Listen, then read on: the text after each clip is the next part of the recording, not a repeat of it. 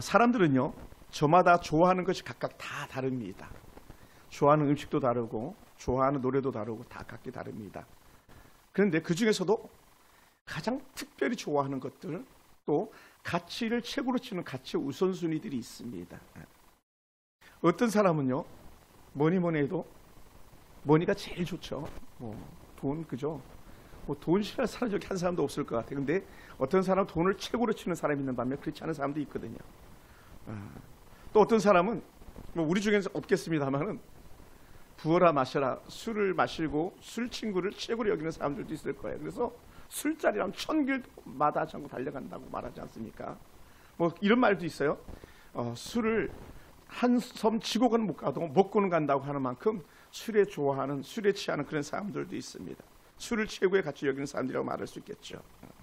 또 어떤 사람은 그리스도의 마음 가지고 그래도 목사님 사랑이 제일이 아니겠습니까? 또 어떤 사람은 명예가 최고가 아니겠습니까? 또 어떤 사람은 이제 저도 약간 있습니다만은 뭐니 해도 그래도 친구가 최고가 아니겠습니까? 이렇게 여기는 사람들도 있을 것이고, 또 어떤 사람은 운동이 최고라고 여기고, 또 어떤 사람은 가정이라면 가족이 최고지 여기서 가정이 최고의 가치를 두는 그런 사람들도 있을 것입니다. 물론 각자가 우선순위 가치를 가지고 있는 것은 다 다를 수 있습니다. 최고로 여기는 건 다를 수 있어요. 자신이 좋아하는 거, 자신이 최고의 가치를 위해서 쓰는 시간이나 물질은요, 전혀 아깝지 않게 여기는 것이 바로 우리들의 모습이 아닌가 생각됩니다. 왜요? 소중한 것에는 시간을 쓰고 돈을 써도 아깝지 않잖아요. 그죠? 여러분, 좋은 친구를 만나면 아무리 많은 돈을 써도 아깝지 않은 것처럼 그렇지 않나 생각됩니다. 그래서 어떤 사람들은 건강이나 친구나 사랑이나 가족들 위해서 그냥 돈을 펑펑 써도 아깝지 않은 그런 사람도 있을 거예요. 아마 여러분이 가족을 위해서, 또 때로 친구를 위해서, 또 주의 몸된 교회를 위해서 그 어떤 걸 써도 아깝지 않게 여기는 그런 사람들이 아닐까 생각해 보기도 합니다. 저는요, 최소한의 그리스도인이라면 겨자씨만한 일말의 믿음만 있다면 저는 이런 고백이 그럼에도 불구하고 한두 사람에게서는 나왔으면 하는 그런 바람이 있는 게 뭐냐면, 목사님 뭐니 해도요 예배가 최고죠. 예배가 절대가치죠. 이렇게 말하는 분들이 나오길 원합니다. 이게 다수 제 생각일 뿐 아니라 여러분의 생각도 그렇게 됐으면 하는 마음이 있습니다. 저는 최고의 가치가 뭐냐? 저는 언제든지 예배가 최고의 가치를 여기고 있고요. 또 저는 목회자이기 때문에 그런지 모르겠지만, 제가 여러분에게 유명한 스피커로서 좋은 설교자로서 쓰임받지는 못하지만 그래도 저는 설교할 때가 가장 해피한 시간이 아닌가 생각됩니다. 뭐라고요? 최고의 가치는 나는 예배, 하나님 앞에서 예배자로 서는 게 저는 가장 행복한 것이었고, 그래서 저는 어린 날부터 나는 죽어도 예배 드리다가 죽겠다라고 하는 그런 엉뚱한 결심들도 해보게 됩니다. 왜요? 최고의 가치가 예배이기 때문에요. 예배라는 단어를요, 사전적으로 이렇게 분석을 해봅니다. 그랬더니 worship이라는 단어를 써요. worship. 그래서 앞에 있는 접도 worth는요, 가치 있는 이라는 단어고요. 뒤에 따라오는 ship은요, 우리가 잘 아는 대로 배라는 그런 것, 또 안에 무엇 하는 것, 이런 의미를 가지고 있습니다. 그래서 이 worship이라는 단어 자체 갖다가 해석해서 예배다, 숭배, 흠모 등으로 쓰이는 단어예요. 그래서 예배랑 가치 있는 것을 담는 배다라고 해서 합성적으로 단어를 갖다가 조합해서 이렇게 해석해 보게 됩니다. 가장 가치 있는 것에 우리가 몸담고 있다면 그것이 예배다, 이렇게 말할 수 있는 거죠. 그래서 하나님을 경배하는 것이 결국 예배인데, 하나님을 경배하다라는 자체가 구약의 말씀으로는 야레라는 단어를 써요. 신약의 그 헬라어는 세보마이라는 그런 단어를 쓰고요. 야레나 세보마이라는 단어가 그 공통적으로 나타내는 단어가 뭐냐면 결국은 엎드리다라는 거, 엎드리다. 여러분, 우리가 지금은 이렇게 앉아서 예배하지만 사실은 엎드려 있는 것과 같은 영적인 의미가 있음을 여러분 깨닫게 되기 원합니다. 그래서 엎드리는 거예요. 그래서 예배자는요, 철저하게 천지 만물 창조하신 하나님께 엎드리는 거예요. 또 더 나가서 엎드리는 것만 아니라 그 앞에 절을 하는 거예요. 절하다. 그러니까 엎드려 경배하사 하는 게 절하다 이 얘기를 하고 있는 거예요. 쉽게 얘기하면. 그래서 가만히 보니까 우리 기독교만 그런 게 아니라 일반의 세속 종교들도, 이방의 종교들도 그렇게 경배의 대상 앞에 철저하게 엎드리더라고요. 그죠? 엎드리는 거예요. 예를 들어서 불교 같은 경우는 3,000번 엎드리기도 하잖아요. 막 108번 기본적으로 엎드리는 거기도 하고 막. 어떤 사람들은 인도 같은 경우 그런 데잖아요. 막 엎드려서 자기들의 성지까지 가는데 계속 엎드려서 3부1비하고 걷고 3부1비하고 걷고 가면서 자기들이 원하는 성지까지 가는데 왜 그러냐? 자신이 최고 절대자로 여기는 것에 경배에 대한 표현이거든요. 그러니까 그들은요, 엎드리는 것이 힘든 게 아니고 엎드리는 것이 오히려 더 큰 즐거움이라는 거예요. 여러분, 제사는 어떻습니까? 우리가 제사 지낼 때 보면 어떻게 돼요? 꼭 엎드리잖아요. 그죠? 절하다, 이게 계속. 저도 어렸을 때 제사 지내봤거든요. 왜 절을 그렇게 많이 하는지. 그리고 한 번 하는 게 아니라 2번 하잖아요. 계속 절하고 또 일어났다가 절하고 또 일어났다가 절하고. 또 뭐 막 이렇게 음부 뭐 태주자 이렇게 막 돌린 다음에 놓고는 한참 기다리기도 하고, 밥숟가락 이렇게 막 그 어쩌게 저쩌게 해가지고는 놓고는 또 밥 드셔야 된다고 또 뒤에 할 거로 빠져가지고 밥 드실 때까지 기다렸다가 이제 다 드시면 숟가락 내놓고 또 절하고 막. 이게 경배하다, 엎드리다, 엎드리다. 여러분, 회교도들도 마찬가지예요. 신도교도 마찬가지. 다 엎드려요. 그러면요, 여러분은 누구에게 엎드리겠습니까? 우리는요, 우리가 진정으로 엎드려야 될 절대자 예배의 대상자는 우리 하나님밖에 없는 거예요. 할렐루야. 이것이 오늘 저와 여러분 가운데 있게 오네. 그것이 최고의 가치이기 때문에 그렇습니다. 장로교 창시자 존 칼빈은 이렇게 말했습니다. 예배가 의로움의 기초다.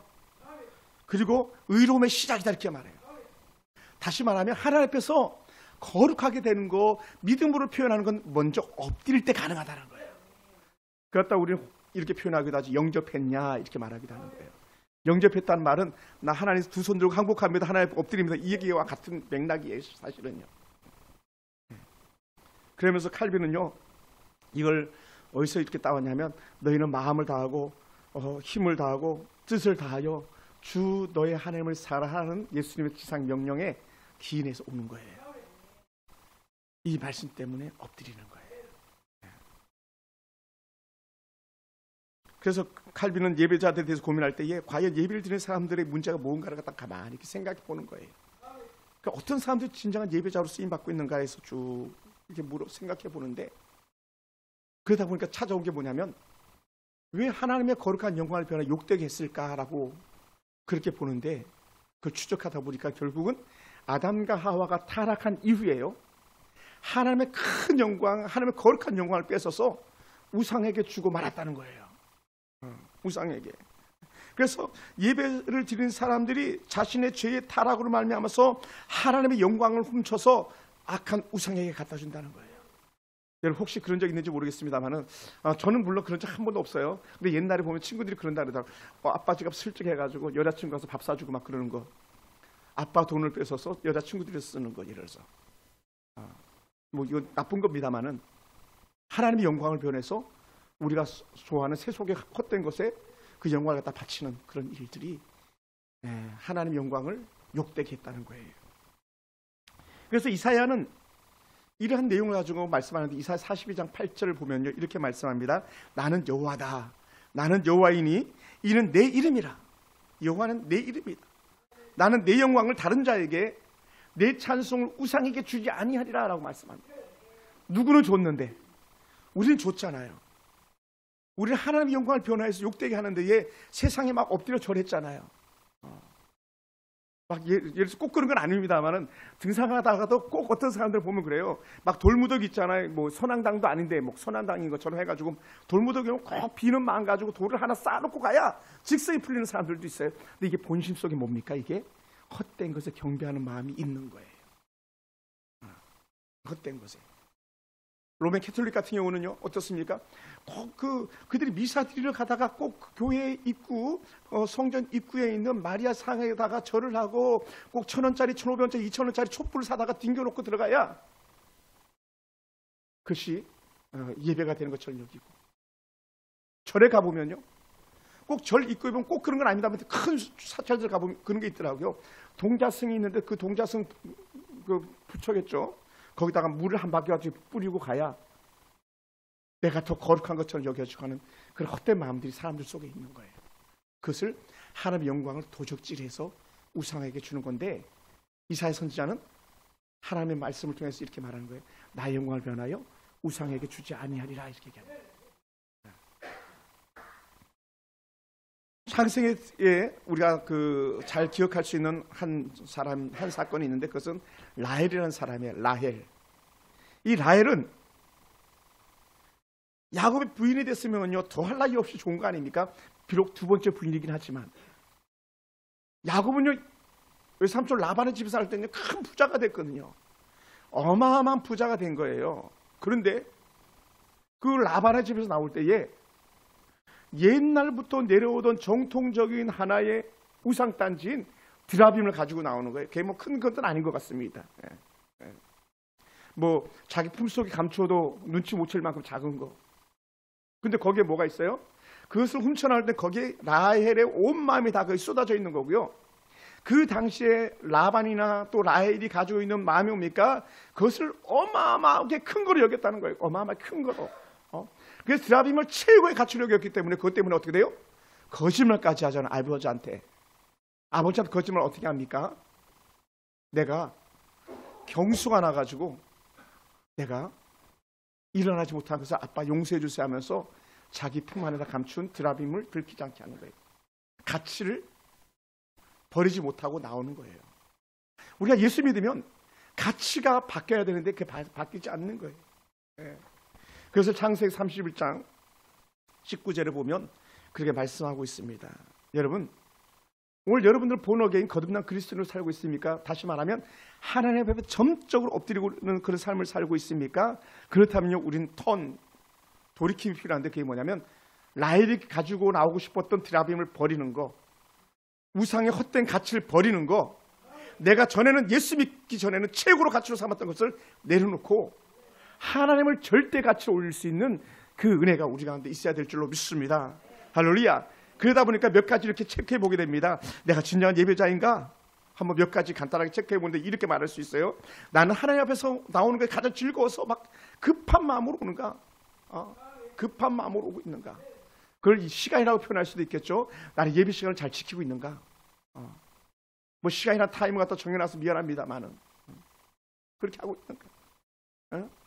또 우리는 예배의 순서에 따라 찬양을 부를 때에 나는 찬양할 때 정말 기뻐서 정말 아버지 앞에 부르고 있는가? 또 더 찬양 부르고 싶은가? 막 그 여러분 속에 있는지 한번 돌아보기 바랍니다. 코로나 때 우리는 뭘 많이 불렀어요? 막걸리 한 잔, 이거 얼마나 많이 불렀어요? 뭐라고요? 그때는 나라가 어땠어요? 너희들은 찬송 부르면 안 돼. 너희는 예배 드리면 안 돼. 너희는 같이 먹으면 안 돼 할 때 우리는 막걸리 한 잔이나 노래 부르고 막 그렇게 다니지 않나 생각됩니다. 저도 뭐 갑자기 알지도 못했는데 영탁이 어디서 튀어나왔는지 그냥 저도 모르게 막걸리 한 잔 지금 나오는 것처럼 그렇게 살고 있지 않는지 우리 한번 돌이켜봐야 되는 거죠. 또 신앙을 고백하면서 우리가 사도신경이나 교동문 낭독할 때 정말 그게 내 마음이 다 깃들여 있는가? 또 말씀을 읽고 들을 때 내가 정성을 다해서 말씀을 읽고 말씀을 들을 때 그것을 귀담아 듣고 있는가라는 거예요. 관망자 구경꾼이 아니라 더 나아가서 하나님 앞에 예물을 올려드릴 때도 내가 최선의 것으로 최상의 마음을 가지고 예물을 올려드리고 있는가? 우리 신앙의 선배들처럼 옛날에 신앙의 선배들 100원을 드려도 지폐로 됐을 때 1000원을 들어도 지폐를 드릴 때에 다리미로 다리기까지 해서 드렸는데 그런 마음이 여전히 내게도 남아있는가? 이런 것들. 목사님 뭐 1000원짜리가 구겨지면 어떻고 10,000원짜리 구겨지면 어떻습니까가 아니라 하나님 앞에서 드리고자 했던 그 정성스러운 우리 어머님들의 마음이 있는가예요. 더 나아가서요, 나는 예배에 참석할 때에 예복을 입고 예배에 참석하고 있는가예요. 예복을 입고 또 예배를 위해서 예배 수종 들면서 내가 최선을 다해서 섬김으로 봉사의 자리를 지키고 있는가. 그리고 기도는 언제든 하나님과 소통하는 것인데 내가 최선을 다해서 기도자의 삶을 살고 있는가예요. 그리고 어떻게 돼요? 마지막 한 가지만 더 굳이 한다면 삶의 현장에서 내가 믿음으로 행동을 나타내 보이고 있는가예요. 믿음으로. 여러분 더 많은 점검 사항들이 있을 거예요. 이것도 찍어보고 저것도 찍어보고. 그런데 여러분 과연 몇 가지가 목사님, 난 그거 하고 있어요. 난 이거 하고 있어요. 이렇게 말할 수 있는 것이 여러분에게 몇 가지나 되는지 한번 가만히 생각해 보시기 바랍니다. 여러분, 하나님을 중심으로 사는 사람, 하나님을 중심으로 섬기는 사람들은요, 예배를 최고의 기쁨이요 절대적 가치로 여기며 사는 사람들이라는 것을 우리는 부인할 수가 없는 거예요. 그 요한 3서 2절을 보면 이렇게 말합니다. 예배 잘 드리는 사람에게 주시는 복, 믿음이 좋은 사람들이 주시는 복을 갖다 말하는데 우리가 잘 아는 흔히 말하는 삼박자 축복, 영혼이 잘 되는 복이 있습니다. 지금 우리 정신을 차리지 않으면 영혼이 도적질 당하는 그런 시대에 살고 있거든요. 여러분 생각해 보세요. 혼을 쏙 빼놓는 일들이 얼마나 많이 있습니까? 세상 노름에 우리가 혼을 뺏길 만한 즐거운 일들이 얼마나 많이 있습니까? 그런데 어떻게 돼요? 하나님을 찾아가면 우리 영혼을 도적질 당하는 것이 아니라 지켜내고 강건하게 붙잡아 준다는 거예요. 할렐루야. 이 반대로요, 사단은요, 우리가 잘 되는 것을 볼 수가 없는 거예요. 우리 아들 딸들을 사단은 제물로 삼기를 원하는 거죠. 또 우리 하나님의 온전한 예배자로 산다면 주실 은혜 복이 있다면 그것은요, 범사의 복을 준다는 거예요. 하늘 일마다 손대는 것마다 잘 되더라는 거예요. 할렐루야. 이런 은혜가 저와 여러분 가운데 있기 원합니다.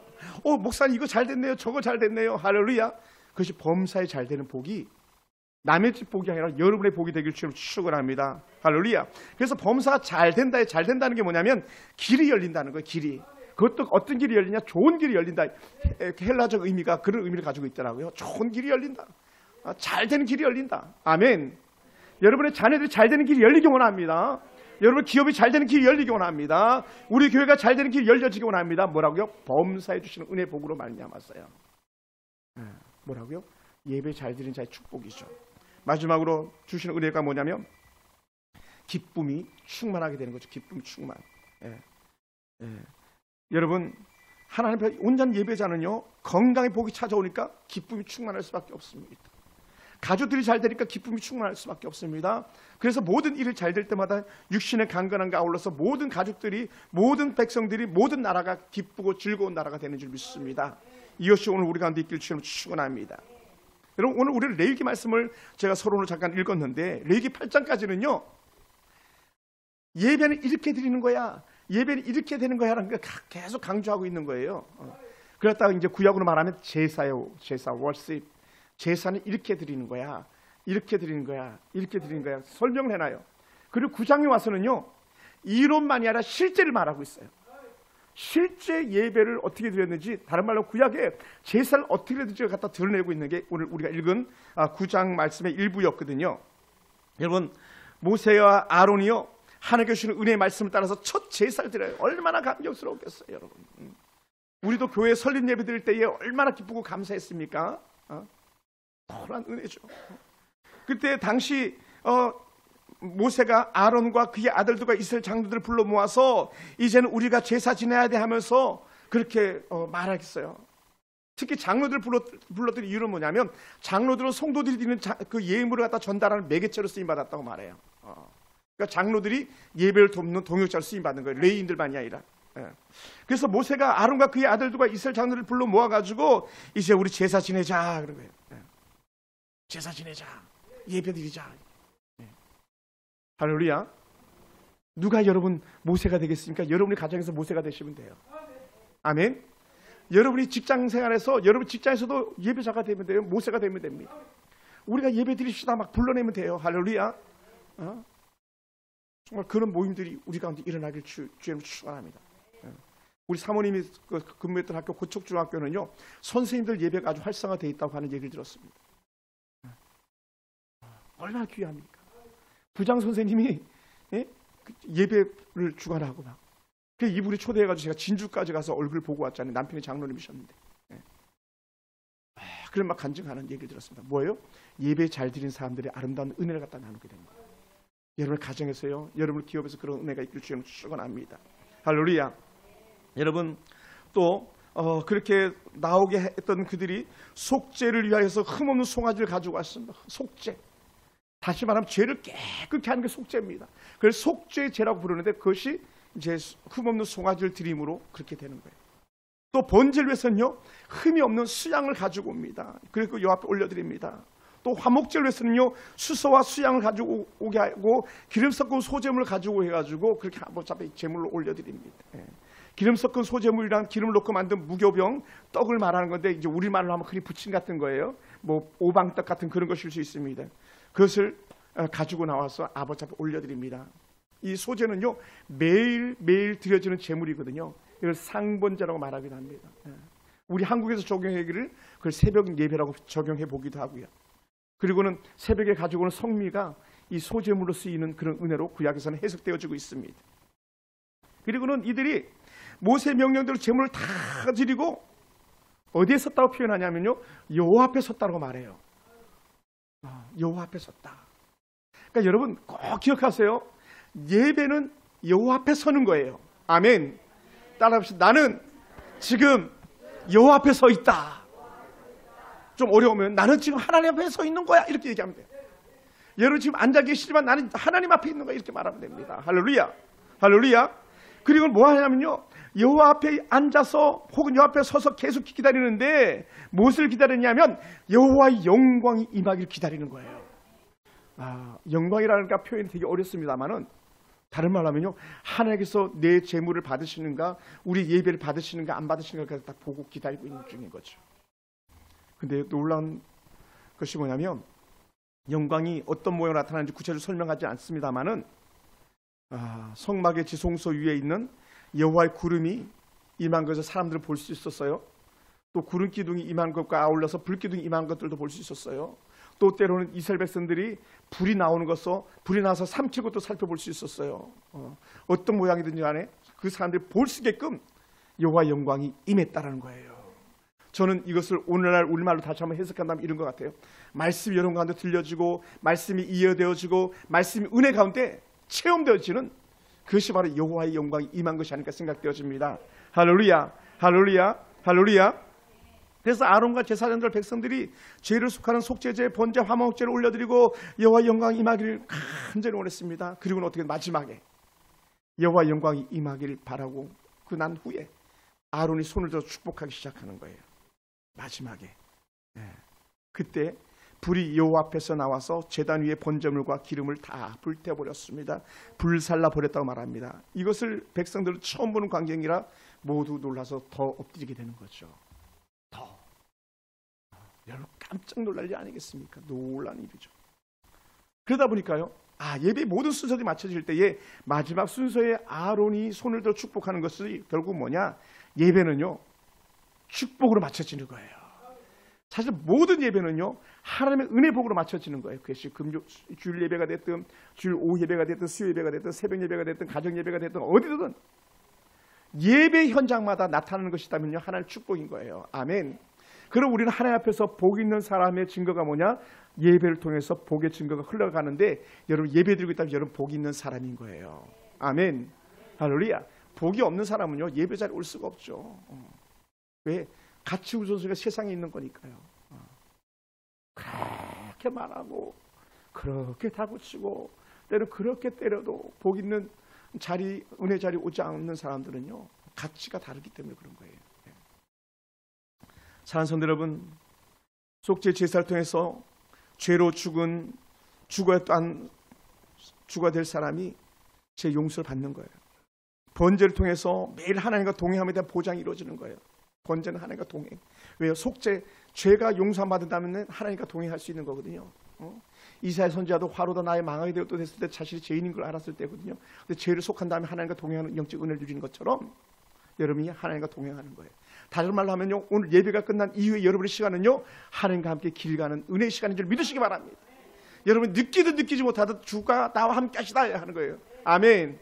그러니까 여러분 죄송합니다만 제 표현을 해가지고 막 저는 길 가다가 막 콧노래 찬양을 막 부릅니다. 막 애들이 아빠 좀 조용히 좀 해, 조용히 좀 해. 근데 좋은 걸 어떻게 해요?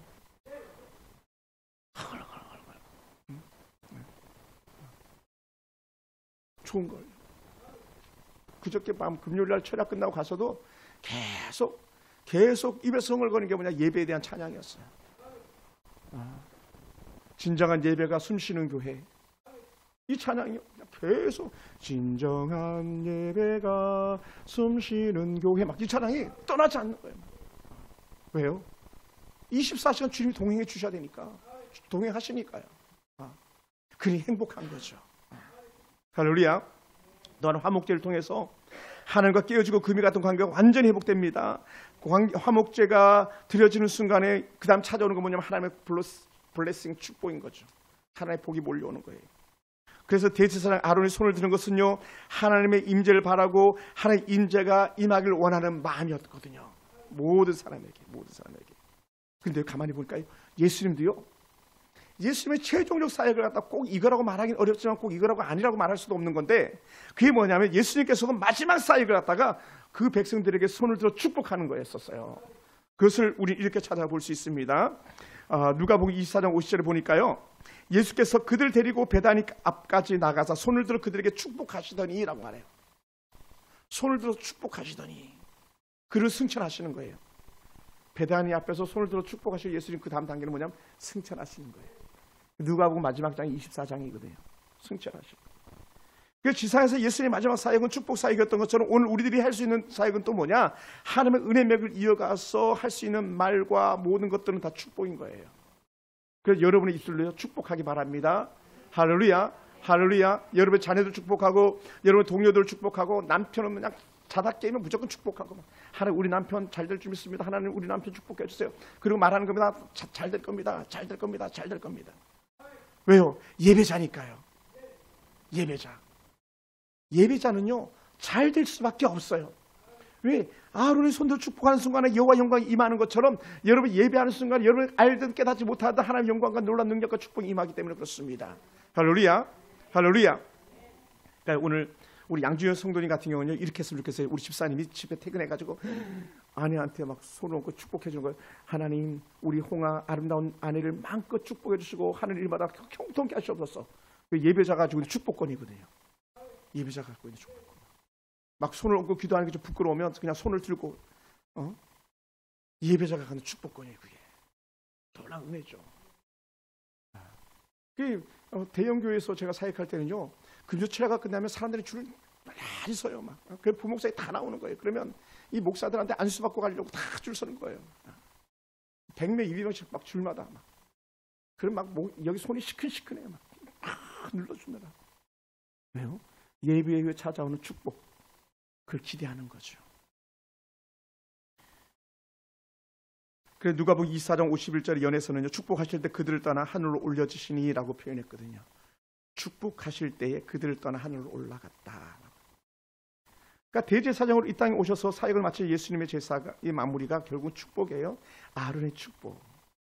그러니까 구약은요 신약의 아름다운 모델이라고 그랬어요. 그러니까 우리는 구약을 절대로 피할 수가 없는 거예요. 쭉 모형을 갖다 계속적으로 보여줬기 때문에 성막도 모형이었던 것처럼 계속적으로 예수님의 모형을 갖다 드러냈는데 신약에는 실체가 임했던 것이죠. 고대 히브리인들은요 자신이 축복해야 할 대상의 머리에 손을 얹고 축복하는 것이 관습으로 되어 있었다고 말합니다. 그래서 그 좋은 모델을 본다면 우리가 야곱을 보는 거예요. 야곱이 12아들들 갖다 일일이 안수해 주잖아요. 요셉의 2아들 갖다가 안수해 주잖아요. 이게 관습으로 내려오고 있는 거예요. 특히 가장들은요 축복하고 안수하는 영적 기본권이에요. 그래서 꼭 우리가 활용할 수 있게 원합니다. 할렐루야, 할렐루야. 그래서 그 안수의 영적인 의미를 갖다가 우리가 좀 더 해석한다면 왜 아론이 두 손 들고 축복했는지를 갖다가 우리는 좀 더 이해하기 쉽게 생각하는 이런 거예요. 예배가 끝난 다음에 그 성전 뜰에 있는 사람들 갖다 일일이 다 만나서 안수해야 되는데 그거 못 하잖아요. 그러니까 아론이 손을 들고 축복했다고 말해요. 이건 구약적 의미 해석입니다. 이건 뭐냐? 1대1로 손을 얹고 안수하는 거예요. 큰 대형 집회들 가보면요, 여러분의 손을 갖다 머리에 얹으세요. 그리고 따라서 기도하시기 바랍니다 하면서 막 축복해 주는 거거든요. 그것이 1대1 안수의 은혜, 안수의 기쁨인 줄 믿으시기 바랍니다. 할렐루야. 여러분, 이걸 참 잘하는 교회가 있고 이것 때문에 정말 전 세계에서 제일 큰 교회가 된 여의도 순복음교회는요, 예배가 끝나면 목사님이 안수해서 끝내지만 거기서 끝나지 않고요, 교구마다 교구 목사가 있고 교구 전도사가 있는데 반드시 예배 출석했다는 확인함과 아울러서 안수 기도를 받고 간다는 거예요. 어느 정도 지켜지고 있는지 모르지만 정말 그게 좋은 관심인 것 같아요. 그래서 목사님과 1대1 관계를 맺고 가고 목사님과 1대1 안수 기도를 받고 가는 그것이 얼마나 소중한지를 갖다가 우리는 얼마든지 알 수 있는 거예요. 더더군다나 제가 지난번에도 잠깐 신방에 대해서 설교했었습니다마는 신방을 가가지고 목사가 그 머리에 손을 얹고 안수해서 은혜 누린다, 이건 놀라운 특별한 축복인 거예요. 할렐루야, 할렐루야. 정말이에요, 여러분. 언제가 우리 교회 와서 간증할 수 있는 기회가 있다면 제가 한번 모시겠습니다만 정학령이라 안수 집사님 같은 경우도 그랬어요. 2004년 저보다 나이도 훨씬 많으신 어른이 제가 신방하니까 막 소파 위에 무릎을 딱 꿇고, 왜냐하면 목사님 허리 숙이면 힘드니까 높이를 맞춰준다고 소파에 탁 올라가서 물이 끓고 거기서 한숨. 근데 그 아들 딸이 각각 있는데 얼마나 잘 되는지 몰라. 지금도 그 아들이 서울 공무원으로 최고의 잘해서 그렇게 있고요. 딸이 연주인데 연주도 잘 있고요. 여러분 다른 거예요, 여러분. 예배 후에 달라짐이 있습니다. 간절한 예배자의 마음과 사마음의 은혜 가운데 다름이 있습니다.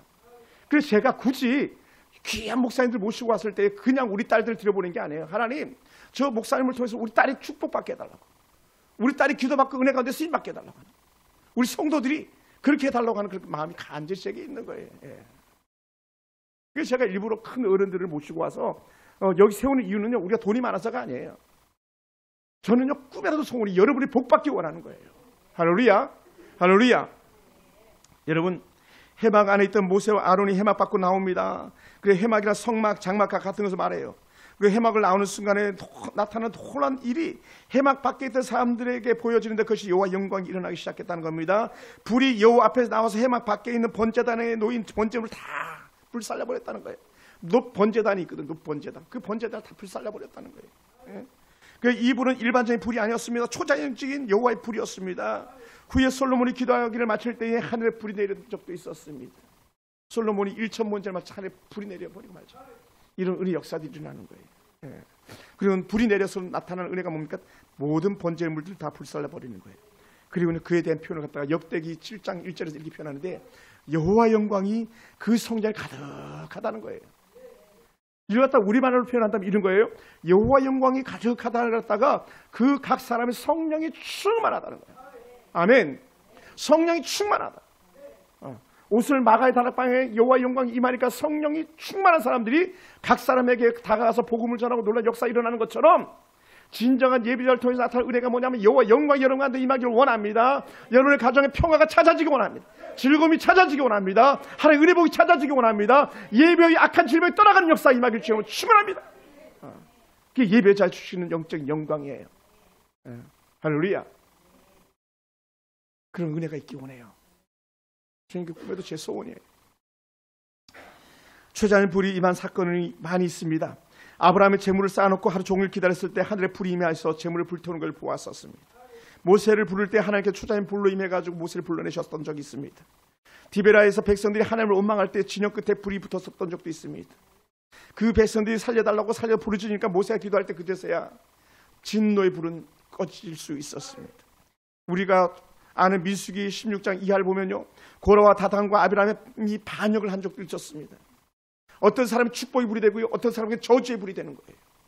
저는 오늘 여러분에게는 고라와 다단과 아비람이 하나님 앞에 척을 짓고 등을 친 그런 저주의 불이 아니라 하나님 영광의 불, 축복의 불이 여러분 가운데 임하기를 주님으로 축원합니다. 할렐루야, 할렐루야. 여러분, 하나님께 주시는 은혜 가운데서 모든 은혜가, 모든 능력이 여러분 것 되기를 원하는데 언제? 예배 드릴 때예요. 그러니까 어떻게 돼요?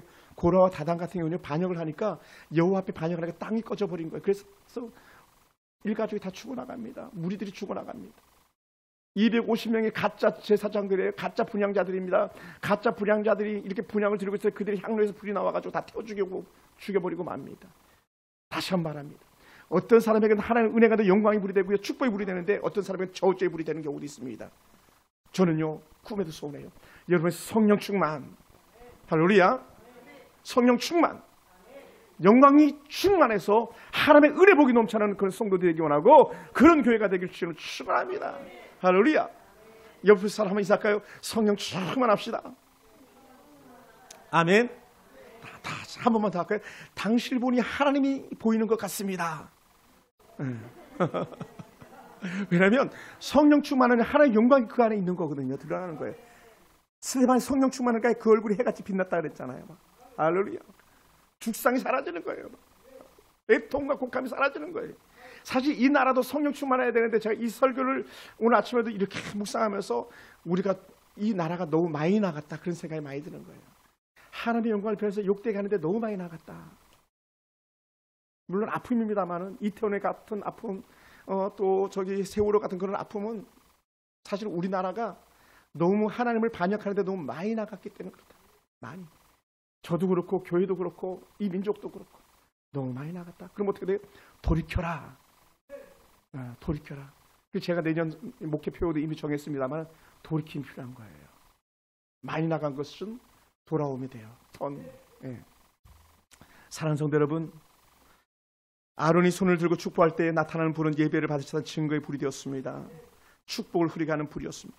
하나님의 축복을 주실 때 성도들은 엎드렸습니다. 워십, 그래서 예배는 엎드리는 것이고 엎드림을 통해 축복이 오는 것이라고 말했습니다. 여러분, 구약의 엎드림은요 경배만 의미하는 것이 아니라 하나님이 오는 축복의 통로가 되었다고 말해요. 그래서 엎드리다, 무릎 꿇다가 빨라크라는 단어를 쓴다 그랬잖아요. 축복이라 그랬잖아요. 축복은 무릎 꿇는 거다.